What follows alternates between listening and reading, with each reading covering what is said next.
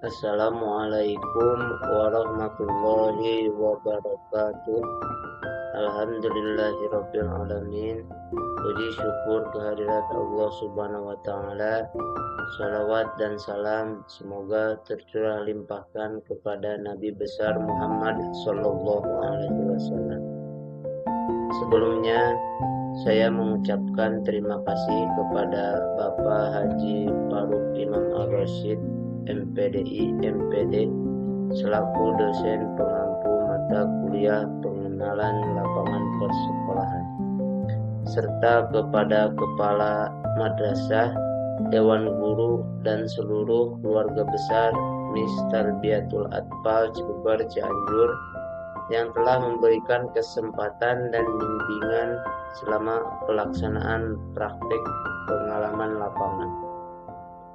Perkenalkan, nama saya Lutfi Abdul Malik dengan NIM 2381130531531 dari kelas B14 Program Studi Pendidikan Agama Islam. Pada kesempatan ini, saya akan mempresentasikan laporan akhir praktik pengalaman lapangan di Mister Biatul Atfal Cibeber Cianjur yang disusun sebagai salah satu syarat ujian akhir semester mata kuliah pengenalan lapangan persekolahan. Semoga presentasi yang saya sampaikan dapat memberikan gambaran mengenai pelaksanaan dan hasil kegiatan PPL yang telah saya laksanakan. Saya juga mengharapkan kritik dan saran yang membangun demi perbaikan di masa yang akan datang. Selanjutnya, pada slide ini saya akan menjelaskan secara singkat mengenai pelaksanaan praktik pengalaman lapangan yang saya lakukan. Praktik pengalaman lapangan ini dilaksanakan selama kurang lebih 3 minggu, yaitu mulai tanggal 4 Mei sampai dengan 22 Mei 2026.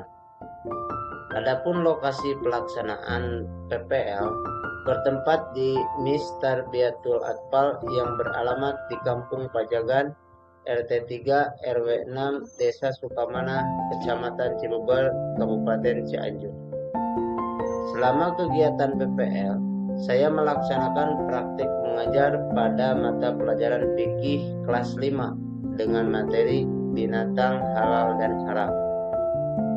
Dalam pelaksanaan kegiatan tersebut, saya mendapat bimbingan dari Bapak oleh Lesmana SPD selaku guru pamong yang telah memberikan arahan, masukan, serta pengalaman yang sangat bermanfaat selama saya melaksanakan PPL. Oleh karena itu, saya mengucapkan terima kasih atas bimbingan dan dukungan yang telah diberikan sehingga kegiatan PPL ini dapat berjalan dengan baik. Setelah mengetahui waktu, tempat pelaksanaan, serta kegiatan praktik mengajar yang akan saya lakukan, selanjutnya saya akan menjelaskan mengenai tujuan dan manfaat dari pelaksanaan PPL ini. Pada dasarnya, pelaksanaan PPL ini memiliki beberapa tujuan utama. Yang pertama, untuk mengembangkan kompetensi sebagai calon guru, baik kompetensi pedagogik, profesional, sosial, maupun kepribadian. Yang kedua, meningkatkan kemampuan dalam menyusun perangkat pembelajaran serta mengelola kelas dengan baik. Selain itu, PPL juga bertujuan untuk membentuk sikap profesional sebagai pendidik yang nantinya akan terjun langsung ke dunia pendidikan. Adapun manfaat yang diperoleh dari kegiatan PPL ini bagi mahasiswa adalah memberikan pengalaman mengajar secara langsung sekaligus meningkatkan kompetensi profesional. Bagi madrasah, Kegiatan PPL ini dapat membantu dan mendukung pelaksanaan proses pembelajaran. Sedangkan bagi perguruan tinggi, kegiatan ini menjadi sarana untuk memperkuat kerjasama dengan lembaga atau mitra pendidikan. Dengan demikian, pelaksanaan PPL tidak hanya memberikan manfaat bagi mahasiswa, tetapi juga bagi madrasah dan perguruan tinggi sebagai penyelenggara pendidikan.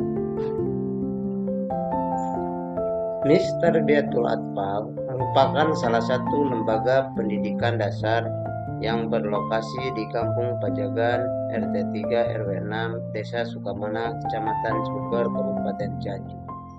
Madrasah ini memiliki NSM 1112320 352 dan NPSN 60707537. Adapun kepala madrasah saat ini adalah Bapak Cepwil dan SPDI. Dalam pelaksanaan kegiatan pendidikan, madrasah ini didukung oleh 8 orang guru dengan jumlah peserta didik sebanyak 99 siswa. Dalam menjalankan proses pendidikan, MIS Tarbiyatul Atfal memiliki visi, yaitu membentuk siswa yang berprestasi, cerdas, berkualitas, disiplin, bertanggung jawab, berakhlakul karimah, beriman, dan bertakwa untuk mencapai ridho Allah Subhanahu wa Ta'ala. Untuk mewujudkan visi tersebut, madrasah memiliki beberapa misi, di antaranya meningkatkan kualitas pendidikan dan pengajaran, menerapkan kedisiplinan di kalangan guru dan siswa, mengembangkan kegiatan ekstrakurikuler sesuai minat dan bakat peserta didik, serta menanamkan pendidikan akidah yang islami. Selain itu, madrasah juga membiasakan peserta didik untuk meningkatkan kemampuan membaca Al-Quran, melaksanakan sholat duha dan zuhur berjamaah, serta menjadikan guru sebagai teladan yang baik bagi peserta didik. Melalui visi dan misi tersebut, MIS Tarbiyatul Atfal berupaya membentuk generasi yang tidak hanya unggul dalam bidang akademik, tetapi juga memiliki karakter islami dan akhlak yang mulia. Masuk ke bagian inti dari presentasi ini, yaitu perencanaan PPL. Saya mulai dari tahap awal, yaitu tahap persiapan. Di fase ini, fokus utama yang saya lakukan adalah observasi langsung ke madrasah untuk memahami situasi di lapangan. Selain itu, saya juga melakukan koordinasi dengan guru pamong. Tujuannya agar ada keselarasan antara materi yang akan saya ajarkan dengan kurikulum yang sedang berjalan di madrasah. Setelah persiapan matang, saya masuk ke tahap pelaksanaan. Pada PPL kali ini, saya berfokus pada pembelajaran fikih untuk kelas 5 dengan mengangkat materi binatang halal dan haram. Dalam praktiknya, saya tidak hanya menggunakan metode satu arah. Saya mendesain proses pembelajaran secara interaktif melalui sesi diskusi, pengerjaan LKPD, dan diakhiri dengan evaluasi untuk mengukur sejauh mana pemahaman siswa terhadap materi yang saya sampaikan. Terakhir, sebagai penutup dari rangkaian PPL, ada tahap evaluasi. Di tahap final ini, kegiatan saya difokuskan pada pendampingan berkala kepada siswa, memberikan program remedial atau pengayaan bagi yang membutuhkan, serta melakukan refleksi untuk melihat apa saja yang sudah berjalan baik dan apa yang perlu saya tingkatkan. Seluruh rangkaian ini kemudian saya tutup dengan penyelesaian administrasi akhir program. Secara garis besar, Seperti itulah alur perencanaan PPL yang saya lakukan.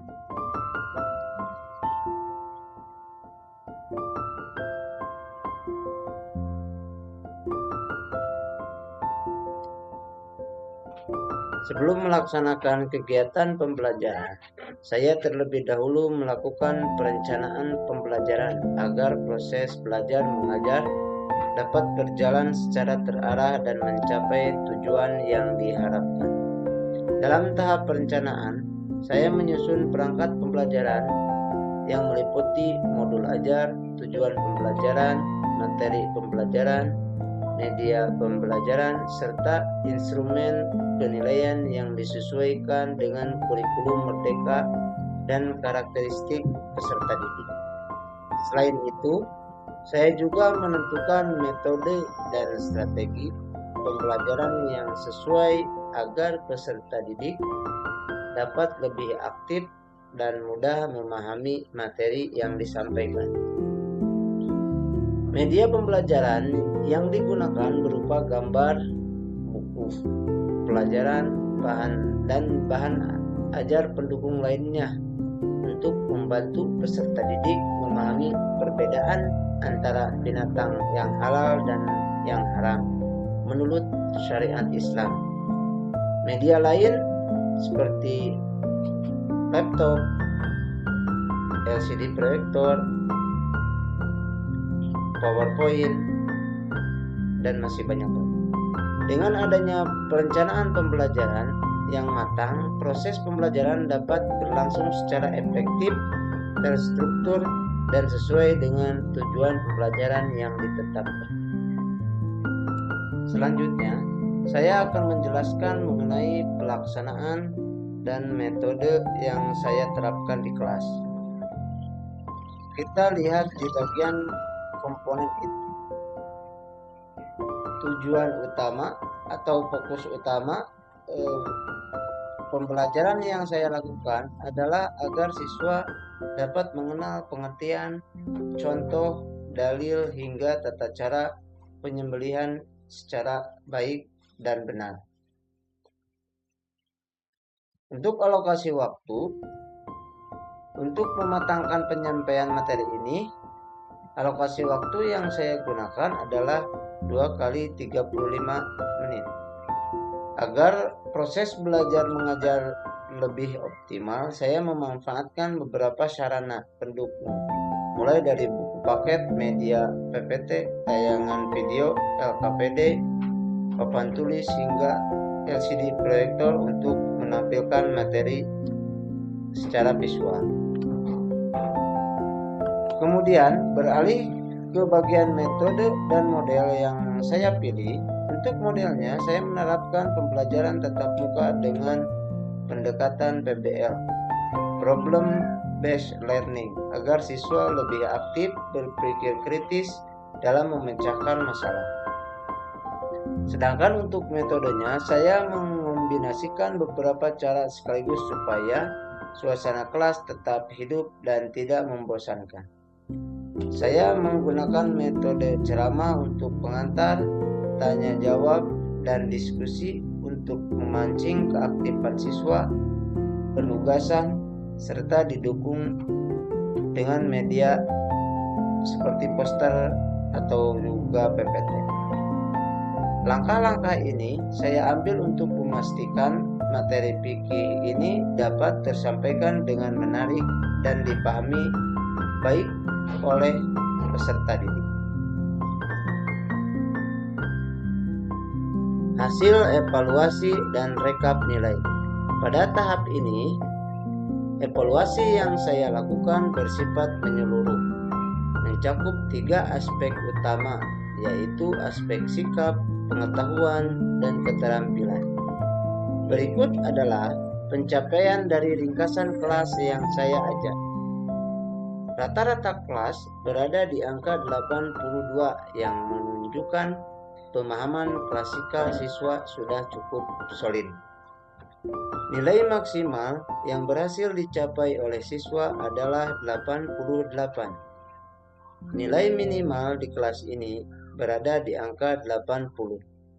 Dan alhamdulillah ada 11 siswa yang berhasil mencapai target ketuntasan belajar. Data infografis ini saya rekap secara valid berdasarkan lembar laporan hasil asesmen. Selain angka-angka tadi, saya juga memetakan distribusi ketuntasan kompetensi dasar.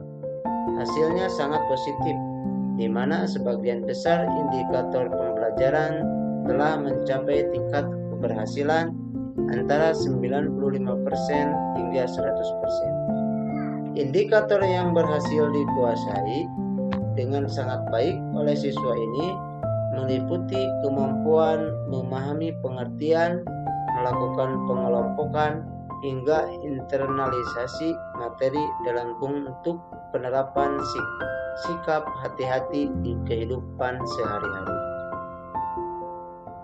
Bagian yang tidak kalah penting dari presentasi kali ini yaitu refleksi dan evaluasi pembelajaran. Di sini saya memetakan 3 poin utama, yaitu keberhasilan yang dicapai, kendala yang dihadapi, serta upaya perbaikan ke depan. Dari sisi keberhasilan, saya bersyukur melihat siswa yang sangat antusias selama proses belajar mengajar. Penguasaan materi mereka sangat umum tergolong baik. Selain itu, penggunaan media gambar yang saya terapkan terbukti efektif dalam meningkatkan pemahaman peserta didik terhadap materi PKU. Namun, tentu saja ada beberapa kendala yang saya temukan di kelas. Di antaranya adalah adanya perbedaan kemampuan akademik antar siswa, keterbatasan media pendukung di kelas, serta masih adanya beberapa siswa yang terlihat kurang percaya diri saat harus aktif berpartisipasi.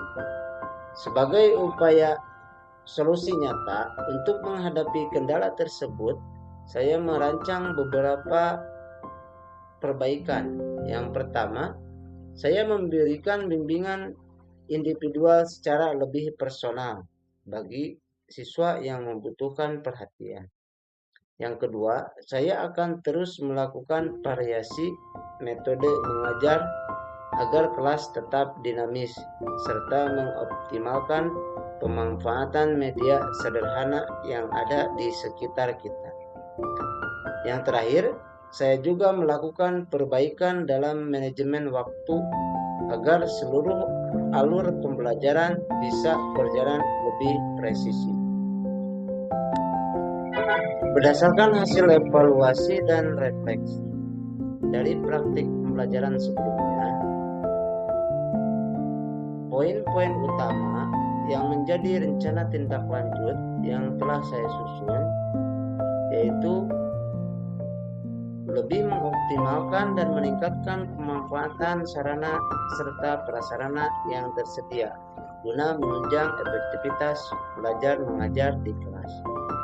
Saya akan terus mengeksplorasi dan menerapkan variasi metode pembelajaran agar suasana di kelas tetap interaktif, segar, dan berpusat pada keaktifan siswa. Yang ketiga, saya akan menjalankan program remedial yang lebih terarah bagi siswa yang membutuhkan pendampingan serta program pengayaan untuk menjaga motivasi siswa yang sudah mencapai target. Semua langkah ini saya rancang dengan satu tujuan utama, yaitu untuk menjaga dan meningkatkan hasil belajar para siswa secara berkelanjutan. Bagian akhir dari presentasi kali ini yaitu kesimpulan dan saran. Yang pertama, praktik pengalaman lapangan memberikan pengalaman nyata kepada mahasiswa dalam memahami tugas dan tanggung jawab seorang guru. Yang kedua, melalui kegiatan PPL di Mistarbiyatul Atfal Cibubur, saya memperoleh pengalaman dalam menyusun perangkat pembelajaran, melaksanakan pembelajaran, serta berinteraksi dengan peserta didik dan warga madrasah. Kegiatan PPL ini menjadi sarana untuk mengembangkan kompetensi pedagogik, profesional, sosial, dan kepribadian sebagai bekal menjadi pendidik yang profesional. Dan untuk saran, bagi mahasiswa diharapkan dapat terus meningkatkan kemampuan dan profesionalisme dalam melaksanakan tugas sebagai calon pendidik. Bagi pihak madrasah, diharapkan dapat terus memberikan bimbingan dan kesempatan kepada mahasiswa PPL untuk mengembangkan kompetensi mengajar. Dan bagi perguruan tinggi, diharapkan dapat terus memperkuat kerjasama dengan sekolah atau madrasah mitra guna meningkatkan kualitas pelaksanaan PPL di masa yang akan datang. Sekian presentasi dari saya, kurang lebihnya mohon maaf. Wabillahi taufiq wal hidayah. Wassalamualaikum warahmatullahi wabarakatuh.